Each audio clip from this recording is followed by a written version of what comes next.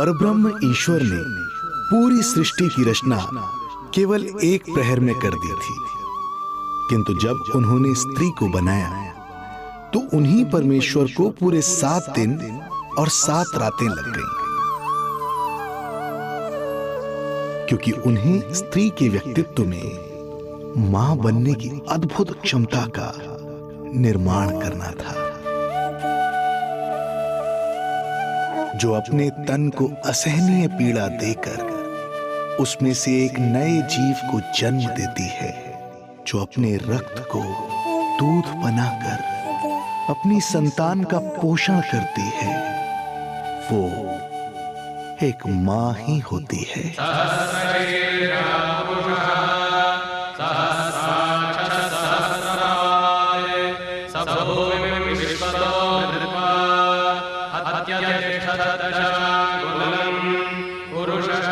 स्वयं भगवान श्री विष्णु भी मां की इस ममता से दूर ना रह पाए, विवश हो गए धरती पर अवतार लेने के लिए।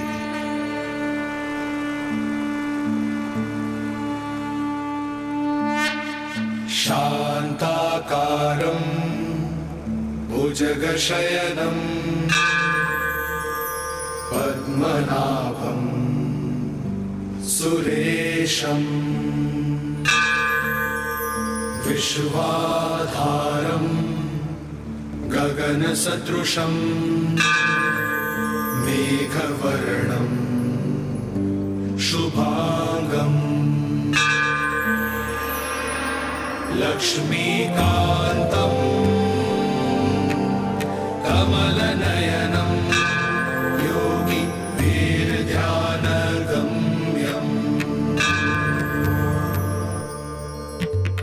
वन्दे विष्णुं भवभयहरं सर्वलोकैकनाथं वन्दे विष्णुं भवभयहरं सर्वलोकैकनाथम्।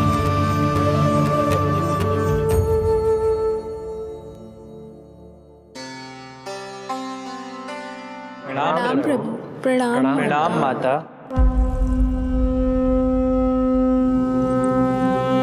माता, प्रभु, दुष्कंस के अत्याचार दिन पर दिन बढ़ते ही जा रहे हैं। पृथ्वी की शांति नष्ट हो रही है प्रभु, और मैं देवराज इंद्र होकर भी कुछ नहीं कर पा रहा हूँ। आपके प्रताप से मैं भूमि अनंत काल से समस्त विश्व का भार उठा रही हूँ, किंतु प्रभु अब दुष्टता इतनी बढ़ चुकी है कि मैं सहन नहीं कर पा रही हूँ।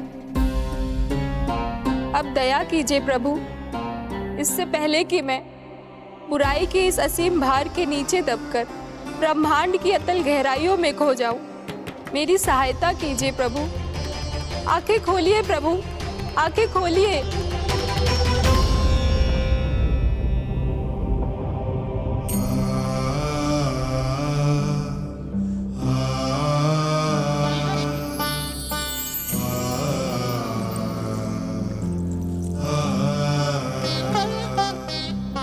चिंता मत कीजिए, समय की पुकार को अनसुना नहीं करूंगा। मैं आप सबका कष्ट हरूंगा। मैं अवश्य अवतार लूंगा, मैं अवश्य अवतार लूंगा, मैं अवश्य अवतार लूंगा। श्री कृष्ण के रूप में, श्री कृष्ण के रूप में, श्री कृष्ण के रूप में।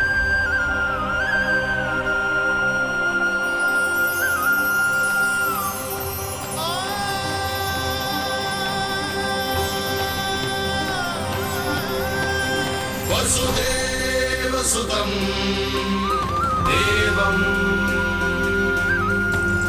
कंसचाणूरमर्दनम्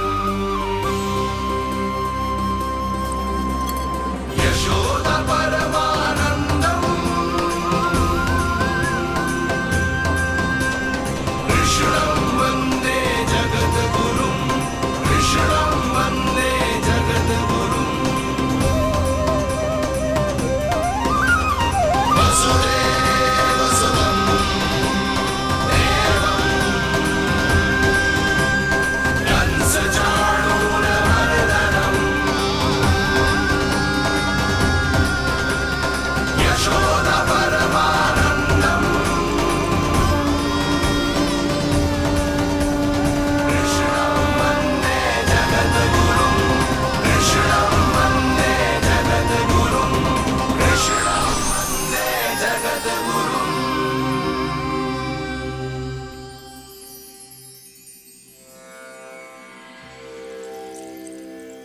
कंस का वध करूंगा, ऐसी परिस्थितियां उत्पन्न करूंगा जिनके कारण इस काल का सबसे बड़ा युद्ध होगा। कुरुक्षेत्र के मैदान में मैं सभी अत्याचारियों को एक साथ समाप्त करूंगा और इस प्रकार मैं भूमि देवी का भार अवश्य हल्का करूंगा। मैं धन्य हुई प्रभु। हम धन्य हुए प्रभु। किंतु ये सब मेरे अगले अवतार के प्रमुख कारण नहीं है। तो फिर प्रभु? मेरे अगले अवतार का सर्वप्रथम और सर्व प्रमुख कारण है मां के अलौकिक प्रेम का अनुभव करना। मैं मां की ममता के सभी रूपों का आनंद लेना चाहता हूं। उसके हाथों से भोजन करना, उसके अंग से लिपट जाना, लोरियां सुनना, संसार के सभी संकटों से सुरक्षित उसकी गोद में सोना, उसे मां मां कहकर पुकारना, सांसारिक विषयों के बारे में उससे जानना,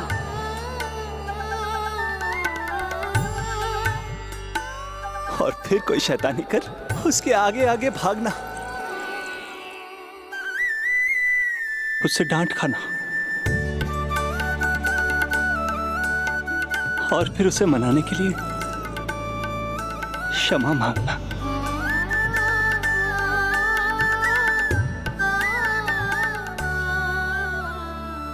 कितना आनंद आएगा जब वो मुझे दंड देने के लिए मेरे पीछे पीछे दौड़ेगी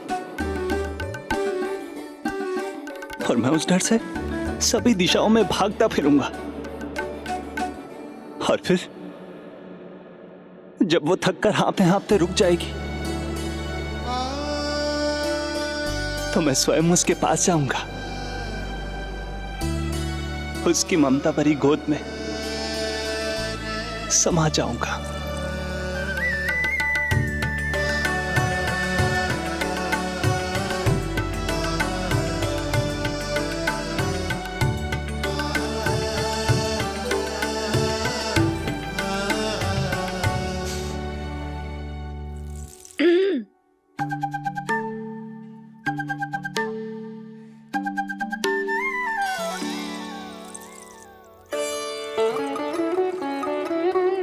प्रभु, एक प्रश्न है। माँ और संतान के अद्भुत रिश्ते के इस आनंद को आप किसके साथ अनुभव करना चाहते हैं?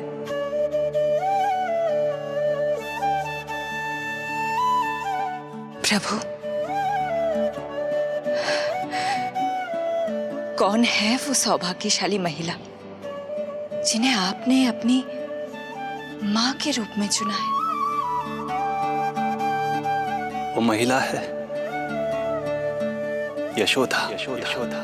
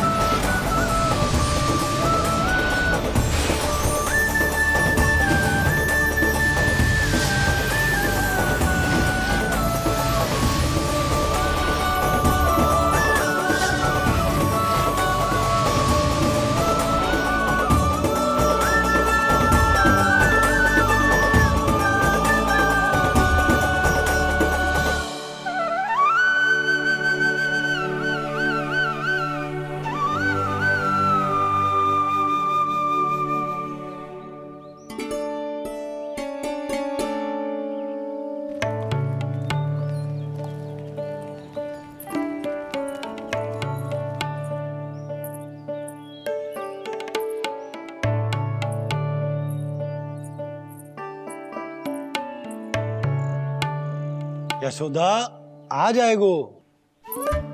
आपके जैसा बड़ा ना है कि रास्ता ढूंढते हुए अपने आप घर लौट आएगो। बस 6 महीने का बालक है, अबोध है। हे नारायण, क्षमा करना, अपने पति देव से ऊंची स्वर में बात कर ली मैंने।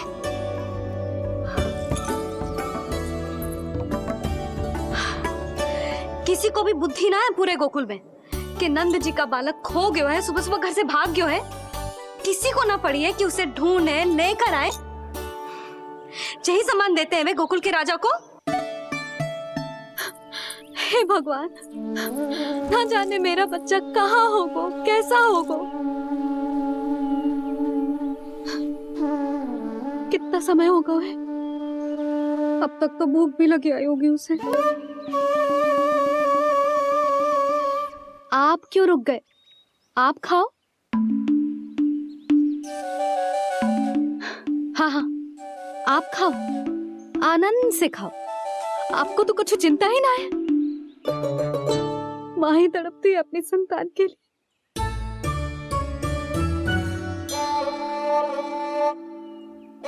अब क्या खाली पेट काम पे जानो है? क्या कहेंगे सब कि यशोदा अपने पति को भूखा रखे? ना ना, आप खाओ, खाओ ना।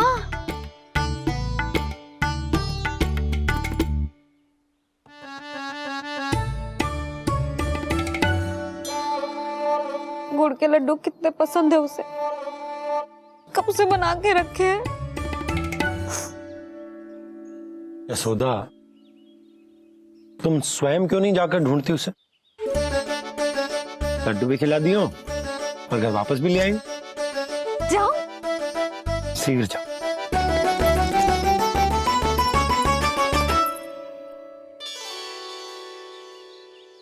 किंतु आप तो खाना खा रहे हो ना पतिदेव? वही तो, मैं खाना खा रहा हूं, परंतु वो भूखा है। तुम जाओ। वो तो भूखा है।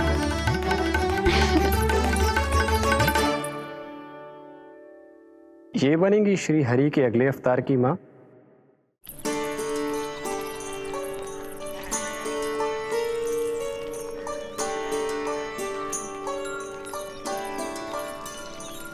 मेरे बच्चे को देखो है ना।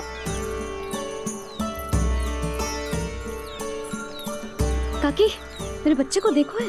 नहीं नहीं,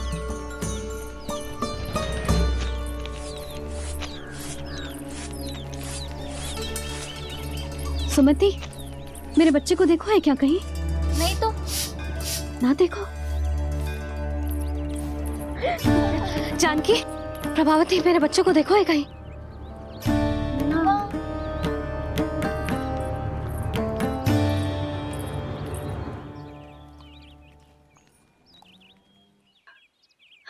कहाँ है तू? देख, तेरी मैया कितनी चिंतित हो रही है, और तू है कि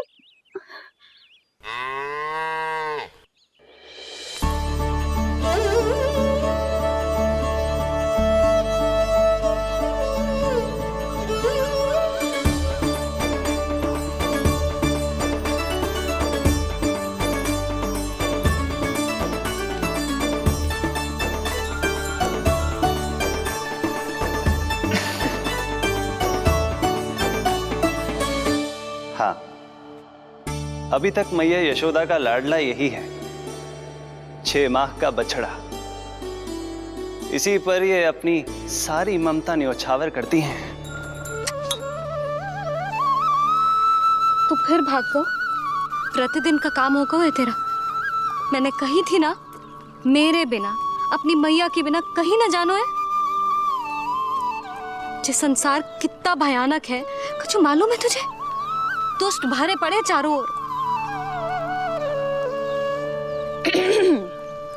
वाह, दुनिया की अनोखी मैया और उसका अनोखा बालक, जो कि बालक है ही ना, गाय का बछड़ा है।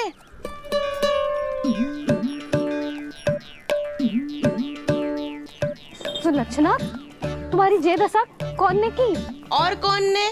जे तुम्हारे सपूत ने कूद फाड़ के मेरे पूरे बगीचे का सत्यानाश कर दो है। मेरा रामू ऐसा कर ही ना सकता। जे क्यों आएगा तुम्हारे बगीचे में? रंग बिरंगे फूलों के लिए। फूलों के लिए? हाँ, जीप लपलपाती है इसकी मेरे फूलों के लिए।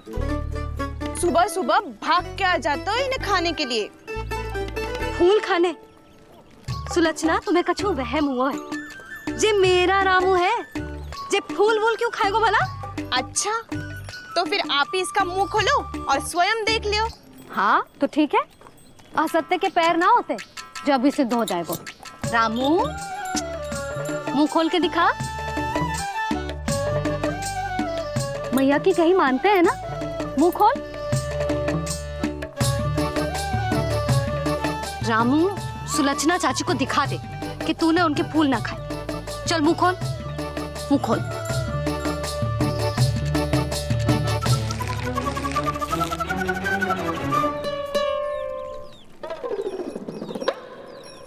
हाँ हाँ देख लो, इसने कछु ना खाया है। हाँ हम चल रहे हैं। अरे पर मुझे भी तो देख लेने दो। सुलक्षणा, मैं नंद देव की पत्नी हूँ, तुम्हें क्या लगता है मैं असत्य बोलूंगी? ना ना जशोदा जी, लेकिन आप तो सिद्ध करने वाली थी ना। हो तो गए वो सिद्ध। चल रामू, देर हो रही। अरे अरे वैसे रामू जी बहुत बुरी बात है, नंद जी का बालक चोरी कर दो। छी, जो अपनी वस्तु ना है उसे छूते भी ना है, समझ आई? जे करूंगी सुलक्षणा के यहाँ भरी टोकरी बेसन के लड्डू भिजवा दूंगी, प्रसन्न हो जाएगी। ये तो बड़ी चतुर है प्रभु। हाँ प्रभु, और जीवट भी है इनमें। बस यही देखा आप सबने? क्या आपने एक मां की चिंता नहीं देखी? प्रत्येक मूल्य पर अपनी संतान की रक्षा करने का स्वभाव नहीं देखा?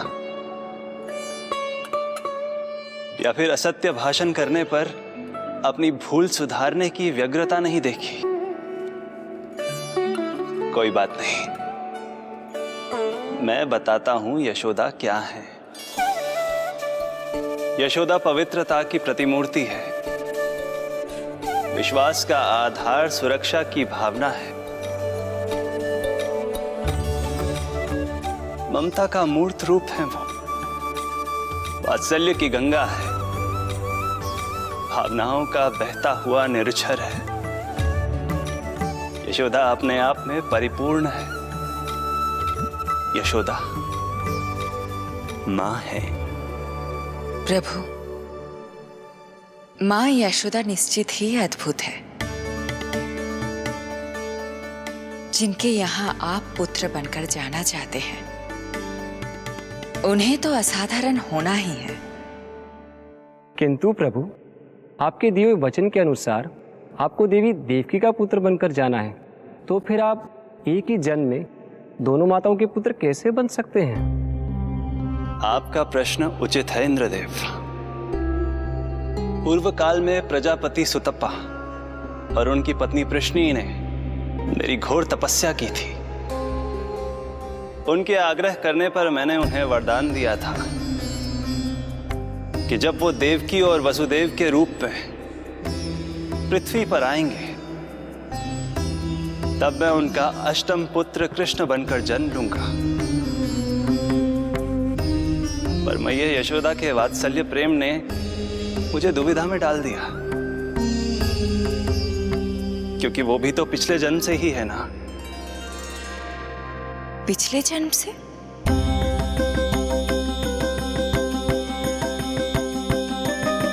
पिछले जन्म में मैया यशोदा 8 वसुओं में से एक श्री द्रोण की पत्नी धरा थी।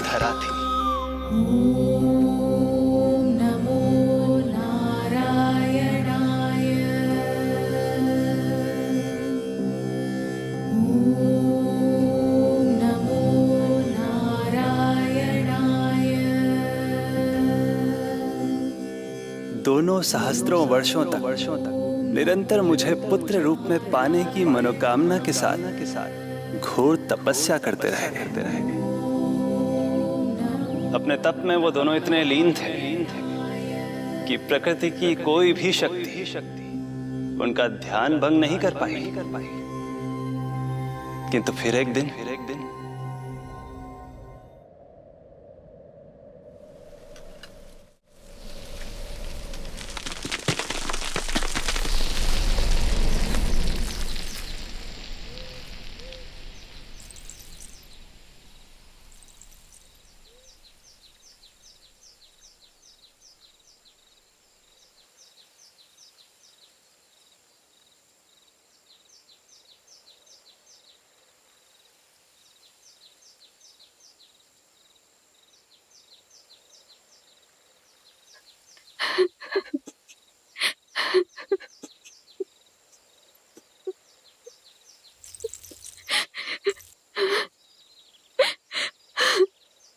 हमारे भक्ति में ऐसी क्या कमी रह गई प्रभु कि अभी तक आपके दर्शन का सौभाग्य नहीं मिला। अब तो सैकड़ों वर्ष बीत गए हैं आपका सुमिरन करते हुए।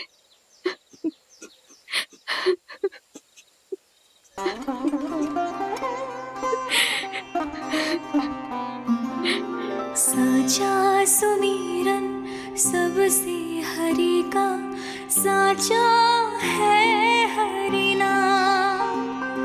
साचा सुमिरन सबसे हरि का, साचा है हरि नाम।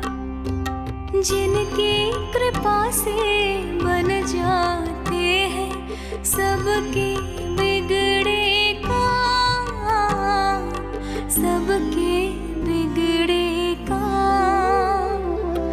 साचा सुमिरन सबसे हरि का, साचा है हरि नाम। आतुर है आंचल का उपवन, सुनने को पैजनियां छुन छुन। मधुर मधुर तुतलाती बोली, खेले संग संग आँख में चोली। मेरे मुख पे भी दे दो प्रभु ममता भरी मुस्कान। साचा सुमिरन सबसे हरि का, साचा है हरि नाम। भक्त बिना भगवान है जैसे, माता बिन संतान के वैसे। हरि बिन मेरा जीवन सूना, भगवान लाज मेरी रख लो ना। भगवान लाज मेरी रख लो ना।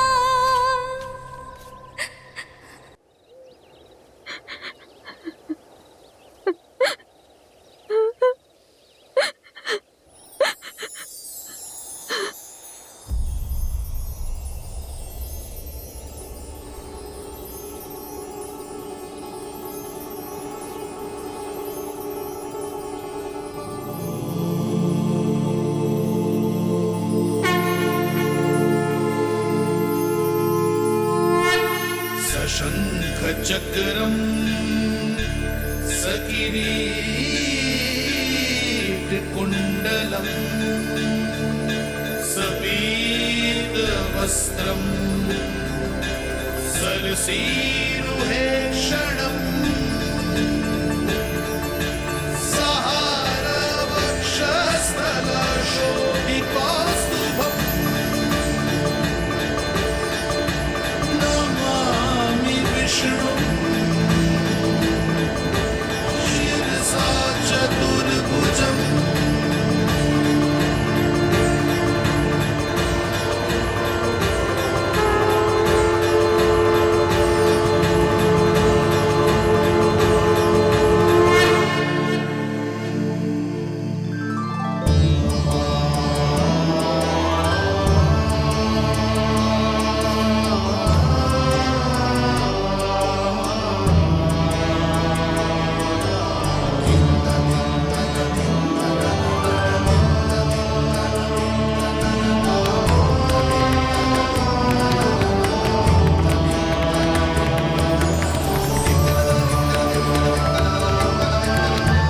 कहिए कहिए, क्या वरदान पाना चाहते हैं आप?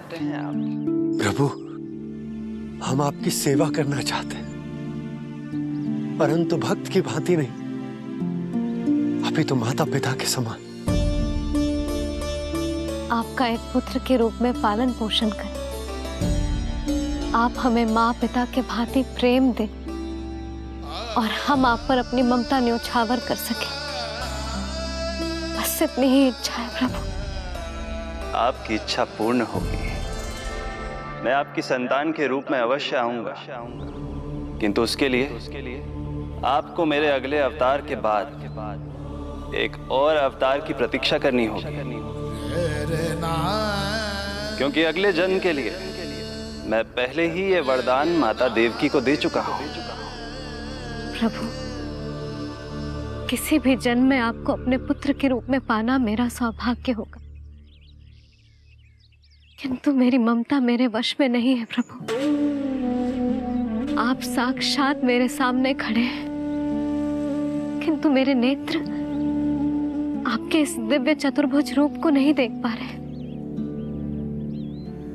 इन्हें तो आप अभी से बाल रूप में दिखाई दे रहे हैं।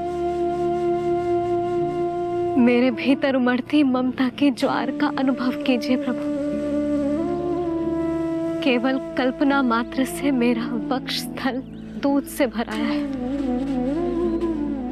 ये गोद तरसने लगी है, मन अभी से लोरियां गाने लगा है।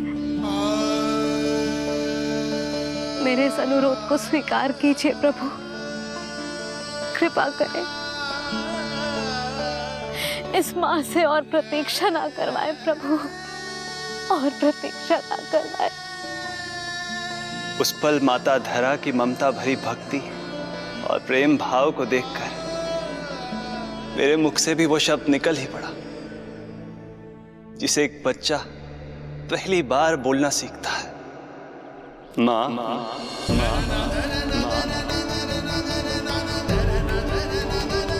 अब ये प्रतीक्षा केवल आपकी ही नहीं, मेरी भी होगी। मैं भी तरसूंगा आपका पुत्र बनने के लिए। इस समय मैं विवश हूँ, किंतु मैं आपको वचन देता हूँ, मैं आपकी संतान बनकर अवश्य आऊंगा। प्रभु,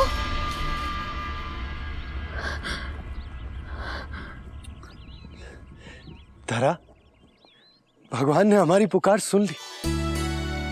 वरदान तो सभी भक्तों को मिलता है, परंतु हमें तो हरि का वचन मिला है। वो आएंगे, अवश्य आएंगे। अब हमें केवल उस शुभ दिन की प्रतीक्षा करनी है। अब और प्रतीक्षा नहीं होगी मुझसे।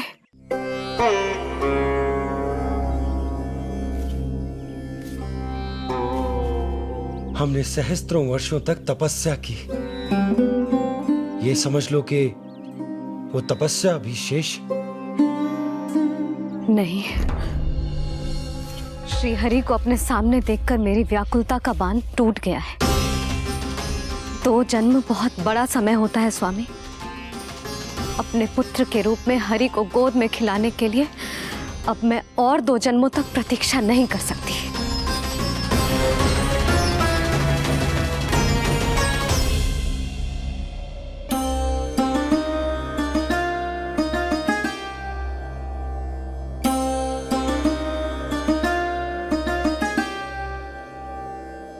व्यर्थ हरि बिन जग ये सारा, व्यर्थ हरि बिन जीवन धारा। पूजन वंदन व्यर्थ हरि बिन, व्यर्थ धरार जीवन धारा। वरुण देव विनती सुन लीजिए, तन मेरा निर्जल कर दीजिए। हरि के बिन सारा जल तन का सागर सा हो गया है खारा। प्रभु, माता धरा की तपस्या का तेज अत्यधिक है।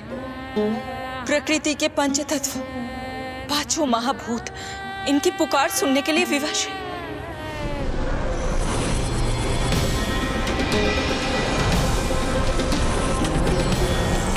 धरा, प्रिय, ये क्या कर रही हो?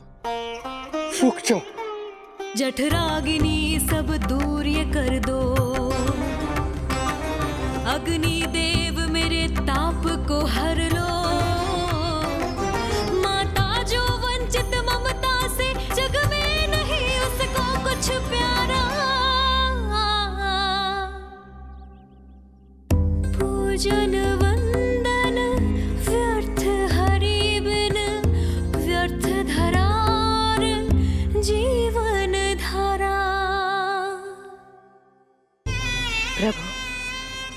यदि अग्निदेव अपना अग्नि तत्व वापस ले लेंगे तो इनकी पाचन शक्ति नष्ट हो जाएगी और जीवित रहने के लिए शारीरिक तापमान भी अति आवश्यक होता है। यदि वही विलुप्त हो गया तो धरा, तुम्हें मेरी सौगंध मत करो ये। हे भूमाता आकृति दाता, मिथ्या है ये माटी का ढांचा, माटी मुक्त करो इस तन से, जब ना मिला हरि का सहारा। प्रभु, भू तत्व ही तन को भार देता है, उसके बिना ये तो पूरी तरह से ढह जाएंगी। धरा, धरा, ये क्या हो गया?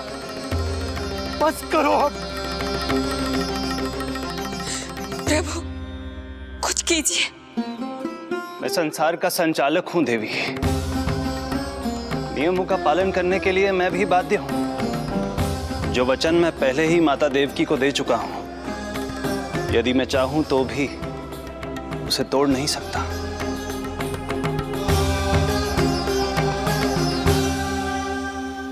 सुख लो आयु सब इस तन की, आस है जो ना शेष है मन की।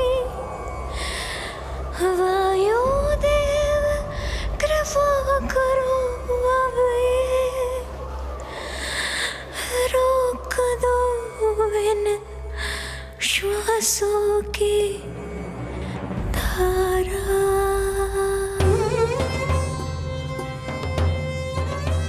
प्रभु, प्राण वायु के बिना प्राणों का बचना संभव नहीं।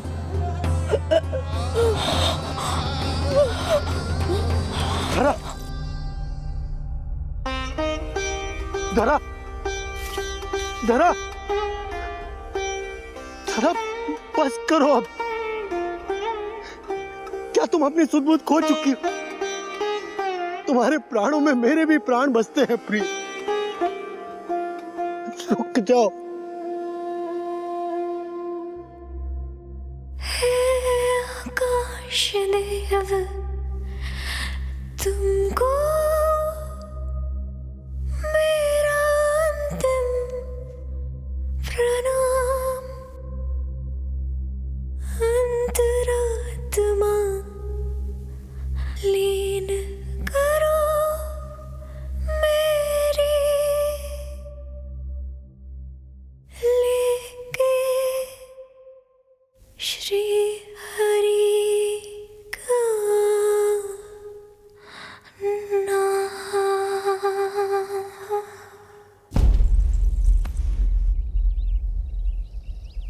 धरा, धरा, धरा, ये क्या कर लिया तुमने? धरा, कोई है, कोई है, सहायता कीजिए।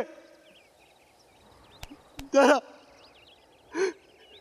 जल, धरा, तुम चिंता मत करना, मैं यही हूं।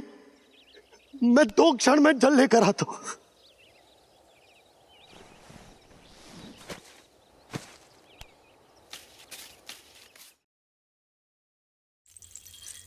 प्रभु, आप नियमों से तो अवश्य बंधे हैं, परंतु आप लीलाओं के स्वामी हैं। कोई तो उपाय निकालिए। आपने इन्हें माँ कहकर पुकारा है। माँ की प्राण रक्षा पुत्र नहीं करेगा तो और कौन करेगा?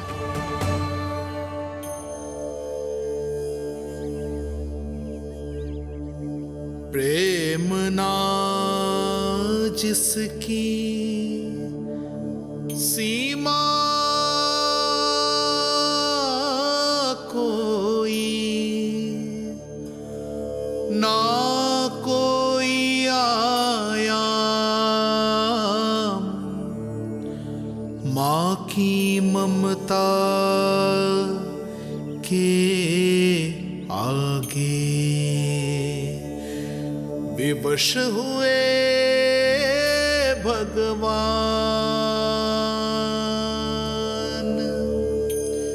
विवश हुए भगवान।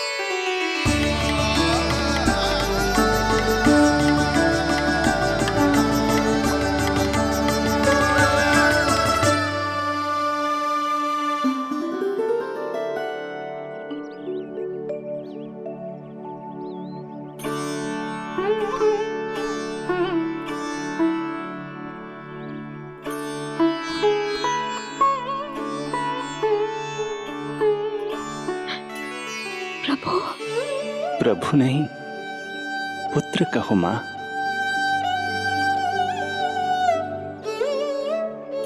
पुत्र, मेरा पुत्र, मेरा पुत्र।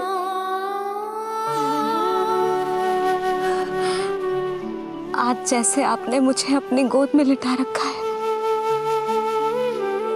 क्या कुछ ऐसा नहीं हो सकता कि शीघ्र ही मुझे आपको अपनी गोद में खिलाने का अवसर मिल जाए?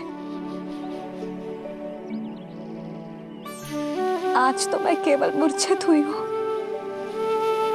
किंतु शीघ्र ही यदि मुझे आप पुत्र रूप में ना मिले तो मेरे प्राण चले जाएंगे। ऐसा ना कहो मां।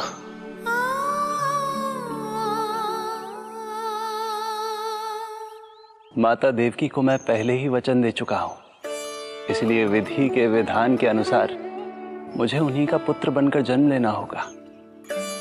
किंतु आपकी आतुरता का अनुभव करने के बाद अब मैं भी आपका स्नेह पाने से स्वयं को और वंचित नहीं रख सकता। आपने वरदान मांगा था कि आप पुत्र की भांति मेरा पालन पोषण करना चाहती हैं, इसलिए यदि आप उचित समझे तो आप अगले जन्म में ही अपनी इच्छा पूर्ण कर सकती हैं। जिस आयु में संतान को अपनी मां की ममता के आंचल की आवश्यकता सबसे अधिक होती है, उस आयु में अर्थात अपने जन्म के प्रथम दिन से 10 वर्षों तक मैं आपके साथ रहूंगा। किंतु फिर मुझे अपनी जन्म देने वाली मां माता देवकी के पास लौटना होगा।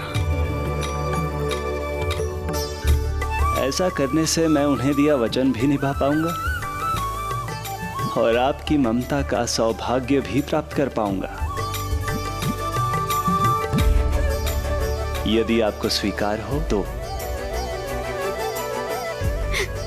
स्वीकार है, स्वीकार है प्रभु, सहर्ष स्वीकार है। एक माँ और पुत्र का नाता केवल उसके कोख से जन्म लेने से ही नहीं बनता, ये नाता तो ममता से बनता है,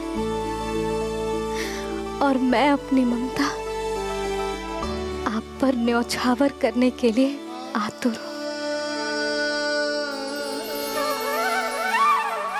यशोमती मैया के नंद लाला, यशोमती मैया के नंद लाला, यशोमती मैया के नंद लाला, यशोमती मैया के नंद लाला। तो इस प्रकार परमपिता परमेश्वर श्री हरि विष्णु एक ही जन्म में दो दो माताओं का पुत्र बनने के लिए उत्साहित भी थे और भावुक भी। किंतु जगत माता श्री लक्ष्मी और अन्य सभी देवगण ये जानना चाहते थे कि श्री हरि ये अभूतपूर्व कार्य कैसे करेंगे। भगवान बोले, ये सब संभव होगा उसके कारण जो मेरे अगले जन्म की कथा का मुख्य पात्र है, कंस।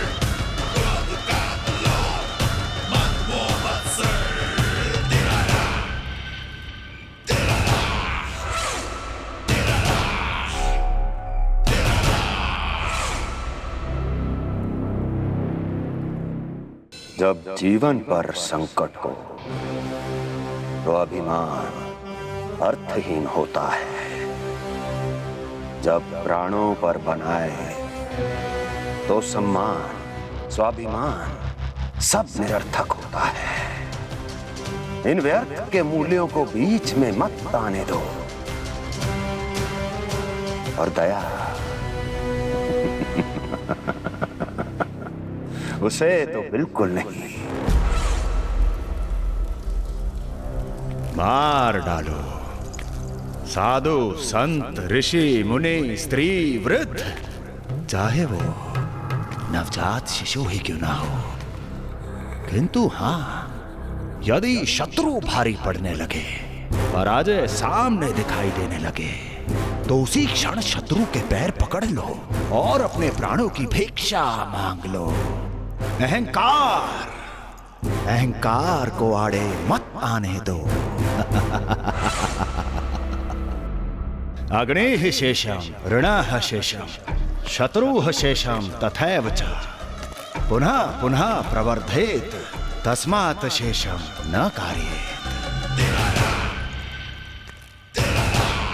अर्थात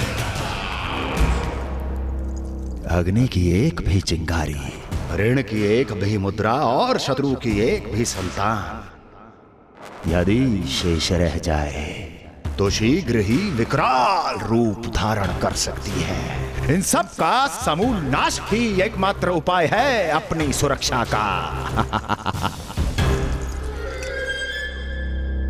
इसलिए कहता हूं, साम दाम दंड भेद कोई भी युक्ति क्यों ना लगानी पड़े, शत्रु के प्राणों का हरण ही परम उद्देश्य होना चाहिए। छोड़ो मत, फिर चाहे वो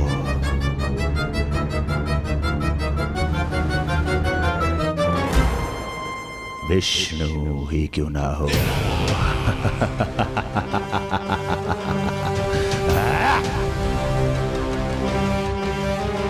यही थी कंस की दिनचर्या। वो प्रतिदिन स्वयं को स्मरण कराता था कि स्वार्थ के लिए किसी भी सीमा को तोड़ने में कुछ अनुचित नहीं है।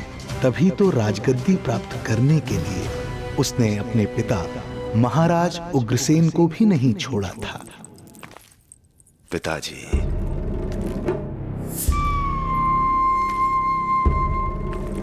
हो सके तो मुझे क्षमा कर दीजिएगा।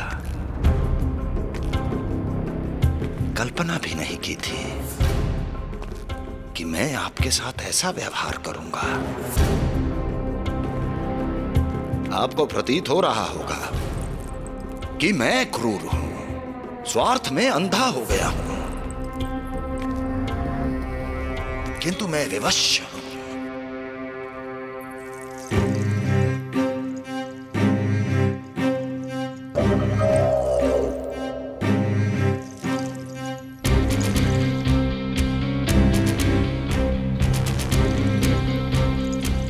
आज से सत्ता का ये भार अब मुझे उठाना पड़ेगा पिताजी, क्योंकि आप तो अत्यंत दयावान हैं। अपनी आवश्यकता से अधिक प्रेम आपको अपनी प्रजा से है, किंतु मैं ऐसा नहीं। मैं अपने शत्रुओं का काल हूं। तभी तो मेरे प्रति दुर्भावना रखने वाले मेरे सम्मुख आने से पहले थर थर कांपते हैं। इसलिए मथुरा का राज सिंहासन मेरे साथ अधिक सुरक्षित रहेगा, क्योंकि मैं आपसे अधिक उपयुक्त हूं पिताजी। मेरा विश्वास कीजिए। हृदय पर गोवर्धन पर्वत रखकर मुझे यह निर्णय लेना पड़ रहा है पिताजी।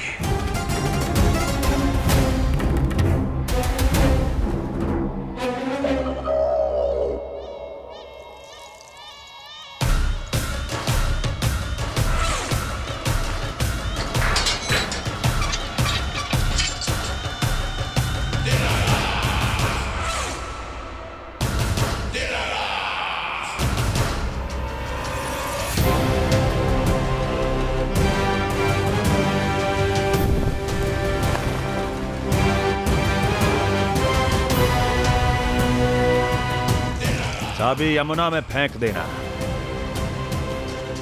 कोई कितना भी क्रूर, कठोर राक्षस ही क्यों ना हो, किसी न किसी के लिए उसके हृदय में भी प्रेम उपजता ही है। कंस भी इस नियम का अपवाद नहीं था। इस संसार में एक जीवात्मा ऐसी भी थी जिसे वो स्वयं से भी अधिक स्नेह करता था, और वो थी उसकी लाडली बहन देवकी।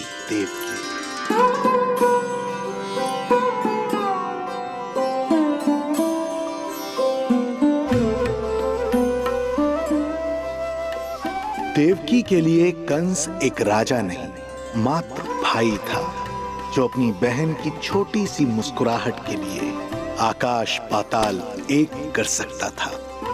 अत्यंत धूमधाम से उसने अपनी देवकी का विवाह यादवराज वसुदेव के साथ संपन्न करवाया। रुको, रुको।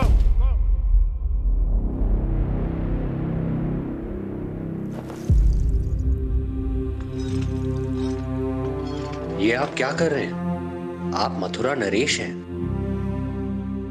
नहीं कुंवर जी, आज मैं मात्र वो भाई हूं जो अपनी प्रिय बहन के साथ बस कुछ क्षण और व्यतीत करना चाहता है।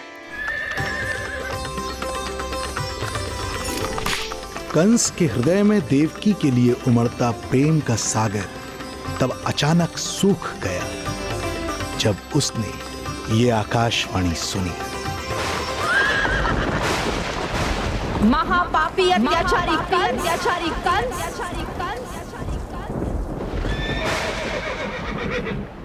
जिस देवकी को तू इतने प्रेम से ससुराल ले जा रहा है, वही तेरे अंत में सहायक होगी। तेरा काल तेरी प्रिय बहन के गर्भ से उसकी 8वीं संतान बनकर जन्म लेगा और तेरा विनाश करेगा।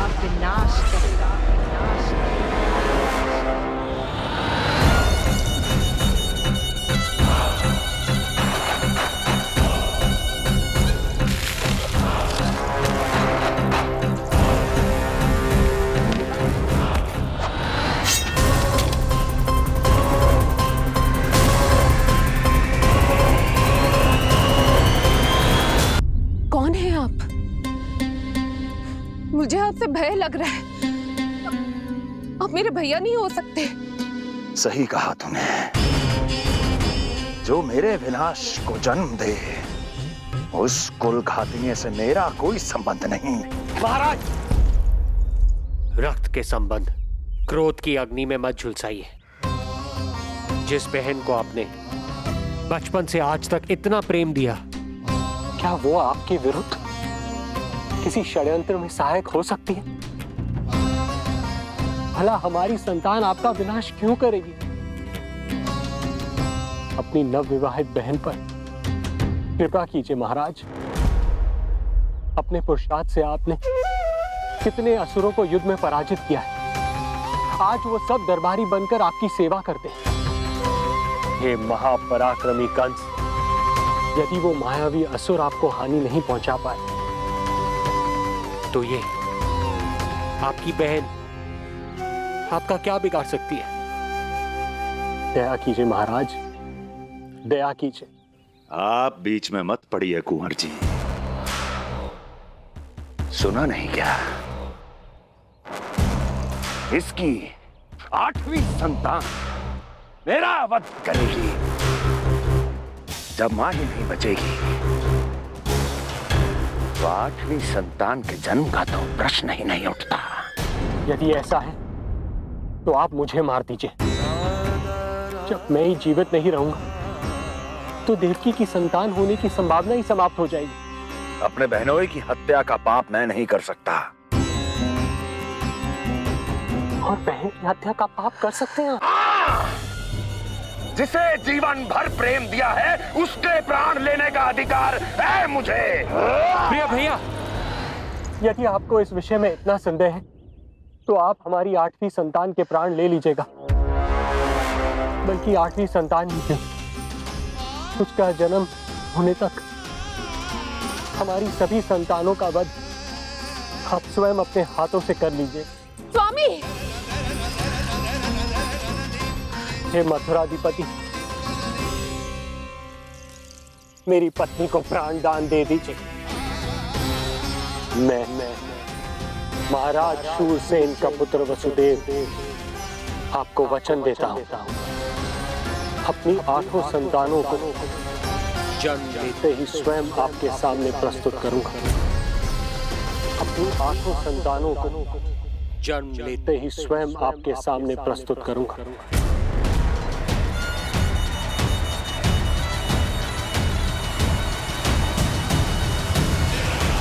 बधाई हो कुंवर जी। अपनी पत्नी के प्राण बचाने में आप सफल हुए, किंतु आपकी संतानें इतनी भाग्यशाली नहीं होंगी। वचन स्मरण रहे।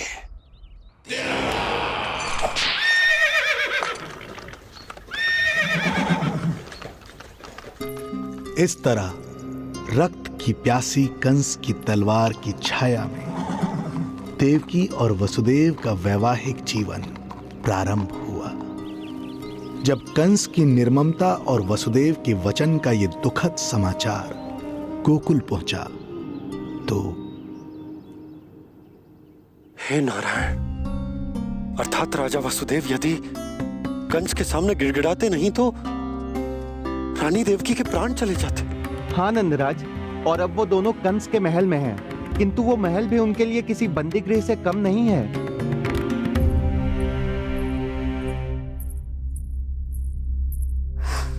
एक भाई अपनी बहन के साथ ऐसा करने की सोच भी कैसे सकता है? मेरा बस चले तो उस दुष्ट कंस को मटके में डाल के इसे घोंट के रख दूं, जैसे मलाई घोट के माखन निकाला जाता है।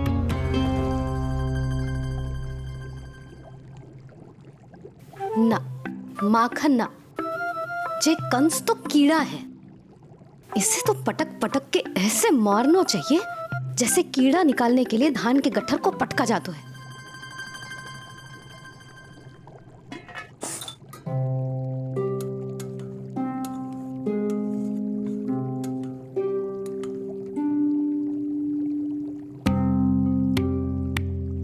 किंतु जब रोहिणी जिज्जी को पता चलेगा तो वो तो अपने आप को ही दोष देंगे, क्योंकि बालक ना होने के कारण उन्होंने ही वसुदेव जी को राजकुमारी देवकी के साथ दूसरा विवाह करने पर विवश किया था। हे ईश्वर, जिस सुख के लिए रोहिणी जिज्जी ने पत्नी जीवन का सबसे बड़ा त्याग किया था, जब उन्हें पता चलेगा कि वही सुख उस क्रूर कंस ने छीन के मटिया मेट कर दिया है, तो कितना कष्ट पहुंचेगा।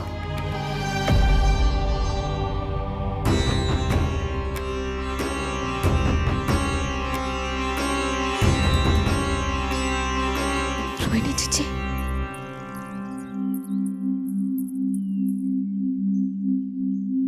गोप नरेश, कृपया मुझे अपने भैया के पास ले चलिए। संकट के समय मुझे उनके साथ होना चाहिए।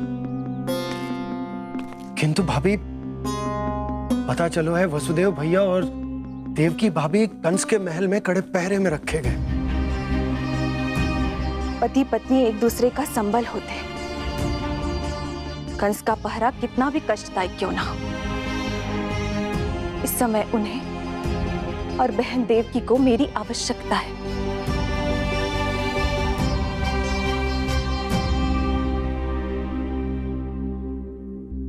ये मेरी विवशता है कि यादव कुलदीपक होकर भी आपको इस महल में बंदियों की तरह रहना पड़ रहा है, और मैं कुछ कर भी नहीं पा रही। काश आपने मुझसे विवाह ही ना किया होता। तो क्या मैं अपने भाग्य से भाग पाता देवकी? पूर्व जन्म के कर्मों के फलस्वरूप जो हमारी नियति में लिखा है वो तो हमें भोगना ही है। श्री हरि क्या करते हैं, कब और क्यों करते हैं, ये दुख हमारे जीवन में किस उद्देश्य से आए हैं, इन रहस्यों का पता लगा पाना हम मानवों के लिए संभव नहीं है देवकी।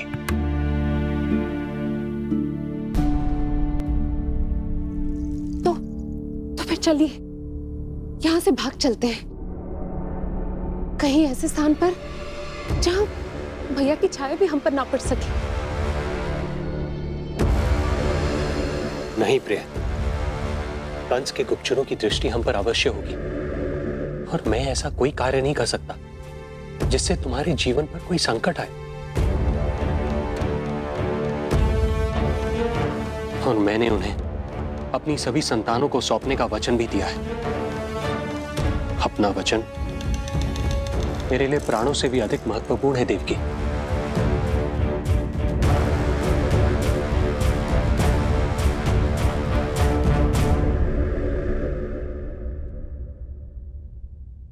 राजन, राजकुमारी, गोकुल से रानी रोहिणी और गोपराज नंद पधारे हैं।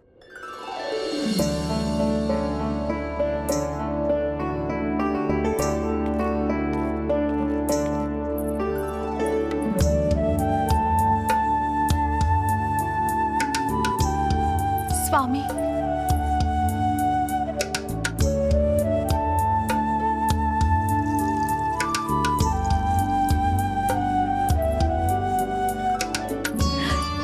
बहन, दीदी,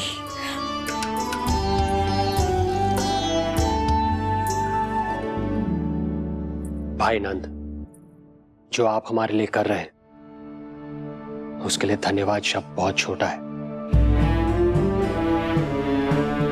मैं अपने भाग्य को स्वीकार कर चुका हूं। यदि यही श्री नारायण की इच्छा है तो यही सही।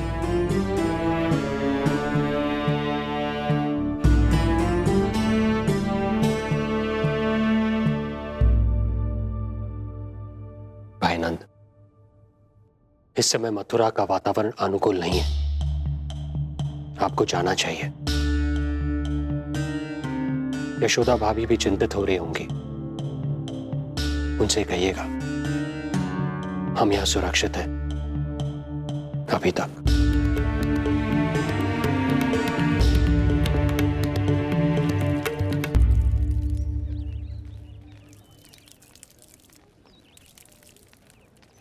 वसुदेव भैया का भाग्य पर भरोसा देख वे अपनी संतानों को कंस को अवश्य सौंपेंगे। हे ईश्वर, इतना कठोर वचन, जब इसे निभाने का कठिन समय आएगा तो कैसा अनुभव करेंगे वे? उनका हृदय तो चकनाचूर हो जाएगा।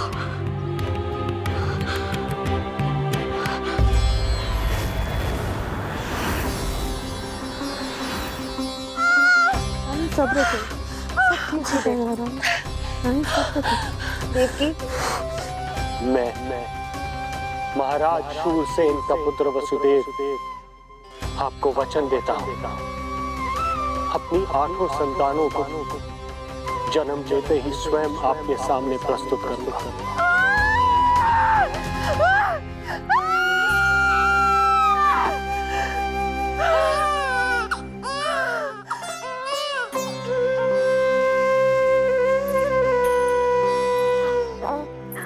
बधाई हो स्वामी, आपको पुत्र रत्न प्राप्त हुआ है।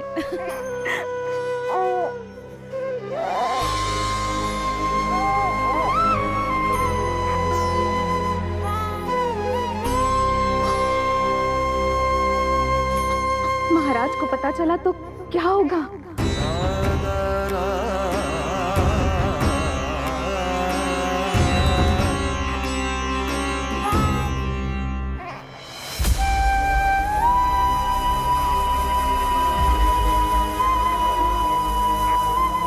अपने पुत्र को इन हाथों में थामना।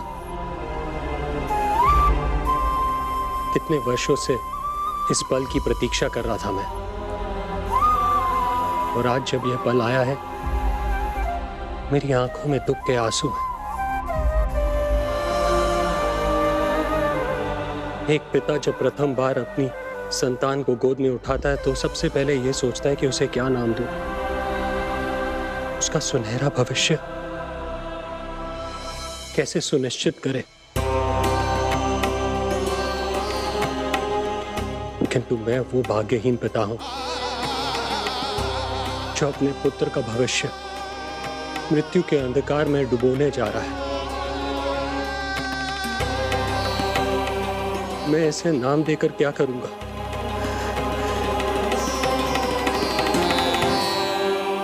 क्या आपके वचन का महत्व आपके पुत्र के प्राणों से अधिक है स्वामी?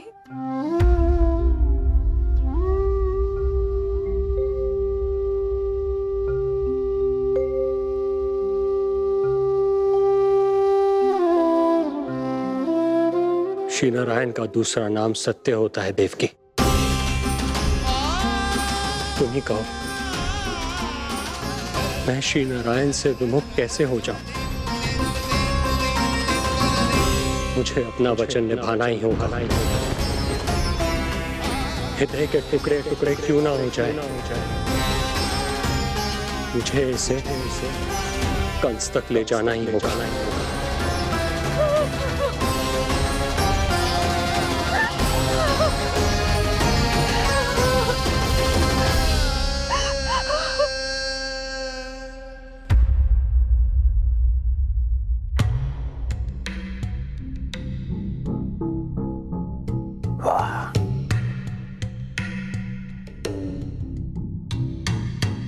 इतना स्वादिष्ट भोजन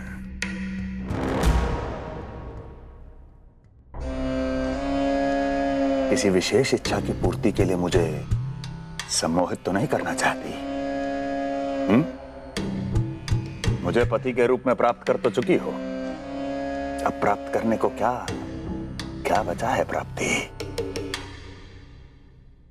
मैं प्राप्ति नहीं, अस्थि हूं स्वामी।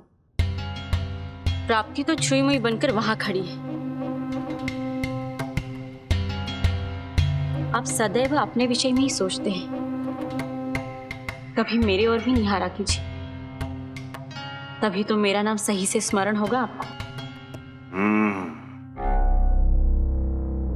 मैं अपने विषय में ही सोचता हूं, तभी तो 10 दिशाओं में मेरे नाम का डंका बजता है, मेरे साम्राज्य का विस्तार होता है, तभी तो मेरा अस्तित्व है। अस्थि स्मरण रहे, तुम हो क्योंकि मैं हूं।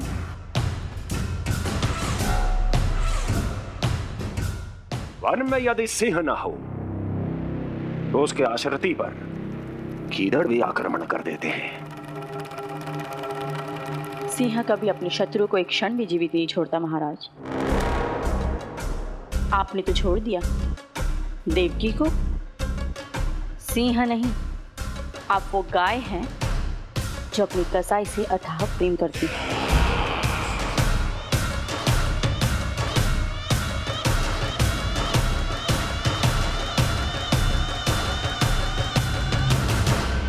सभी संतानों को जन्म लेते ही मेरे पास लेकर आएगा,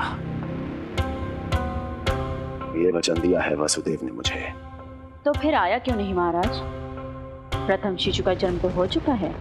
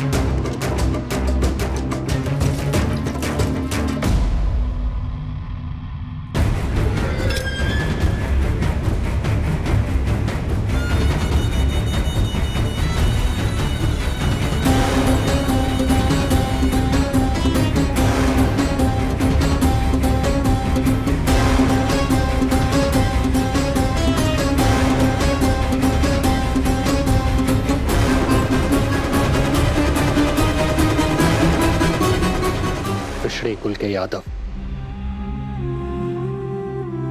अपना वचन मिथ्या नहीं होने देते महाराज।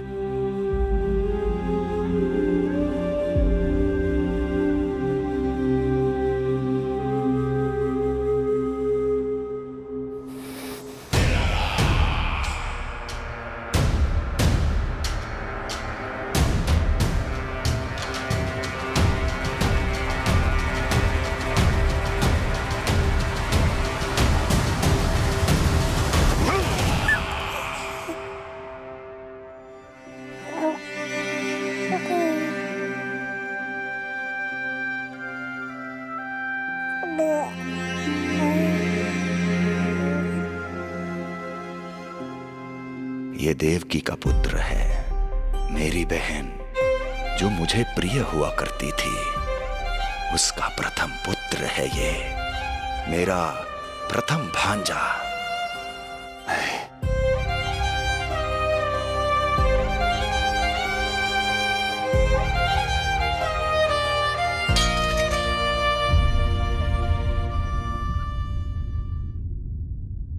इसे वापस ले जाइए कुंवर जी।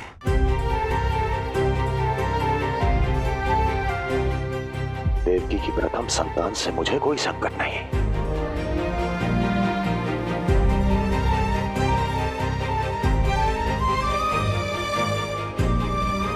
और आपको क्या लगता है कुंवर जी कि मैं कोई राक्षस हूं क्या?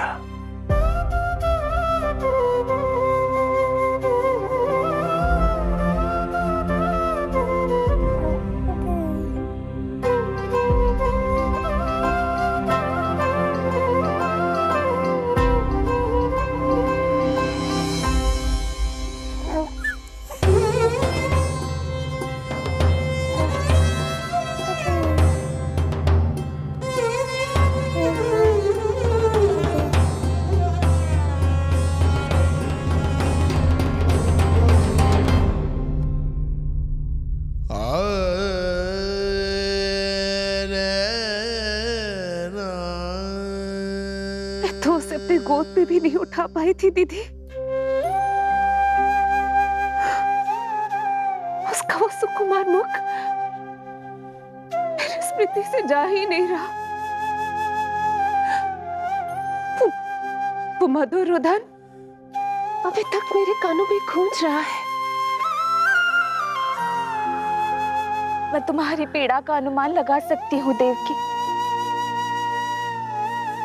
मैंने उसे जन्म नहीं दिया था, फिर भी मेरे कान अभी तक उसके रुदन की ध्वनि सुन रहे हैं। क्योंकि ये अपनी माओ को पुकार रहा है। तुम्हारे भैया ने हमारे पुत्र को प्राणदान दे दिया है देवकी।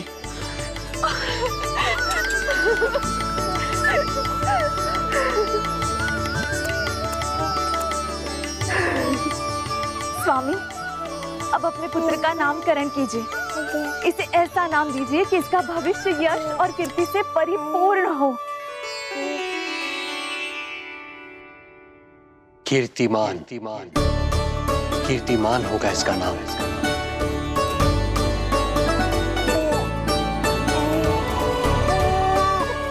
कीर्तिमान।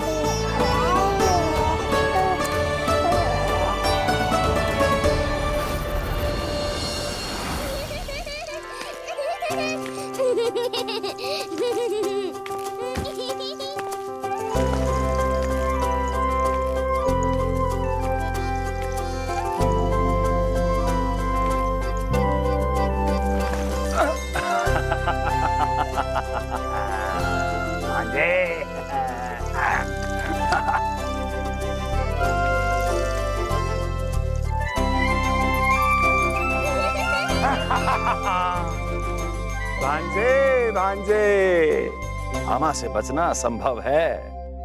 मामा जी, आपकी भुजाओं में कितना बल है, मुझे पीड़ा हो रही है। मेरा दूसरा हाथ पकड़ लीजिए। तुझे पीड़ा हो रही है?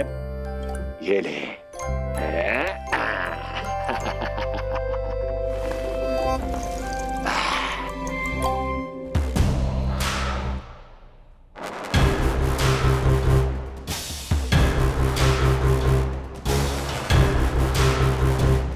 नारायण नारायण। मामा जी मूर्ख बन गए, मामा जी मूर्ख बन गए, मामा जी मूर्ख बन गए। इतना दुस्साहस! जा खेल। अब मामा जो है देवर्षि के साथ मंत्रणा करेंगे। जा खेल। क्योंकि अत्यंत महत्वपूर्ण ना हो तो देवर्षि हमारे द्वार पर आने का कष्ट नहीं उठाएंगे। कहिए देवर्षि, कैसे आना हुआ? मैं तो बस आपको ये अद्भुत कमल पुष्प भेंट करने आया था महाराज। इसे देखते ही मुझे आपका स्मरण हुआ था। मानो ये मुझे पुकार कर कह रहा हो, मुझे महाराज कंस के पास ले चलिए। इसमें तो कुछ भी विशेष नहीं है देवर्षि। इसमें 8 पंखुड़ियां हैं महाराज, और 8वीं पंखुड़ी सबसे विशेष है। यदि विश्वास न हो तो आप स्वयं गिनकर देख लीजिए। आप मेरा उपहास कर रहे हैं देवर्षि। आप गिनिए तो सही महाराज। 1 2 3 4 5 6 7 8। क्या आप निश्चित रूप से कह सकते हैं कि यही 8वीं पंखुड़ी है? विचार कीजिए महाराज। क्या आप बिना किसी शंका के कह सकते हैं कि कौन सी पंखुड़ी पहली है और कौन सी 8वीं? क्या आप पूर्ण विश्वास के साथ कह सकते हैं कि कौन प्रथम है और कौन अंतिम? फिर चाहे वो पंखुड़ी हो या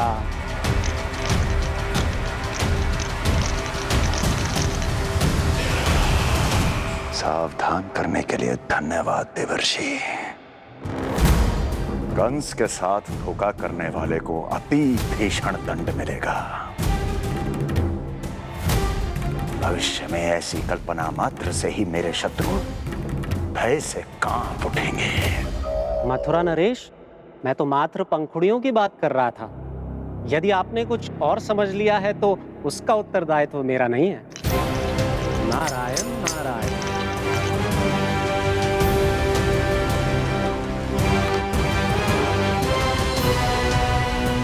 विचार कीजिए महाराज। क्या आप बिना किसी शंका के कह सकते हैं कि कौन सी पंखुड़ी पहली है और कौन सी 8वीं? क्या आप पूर्ण विश्वास के साथ कह सकते हैं कि कौन प्रथम है और कौन अंतिम? फिर चाहे वो पंखुड़ी हो या... मामा जी मोर बन गए, मामा जी मोर बन गए, मामा जी मोर बन गए, मामा जी मोर बन गए।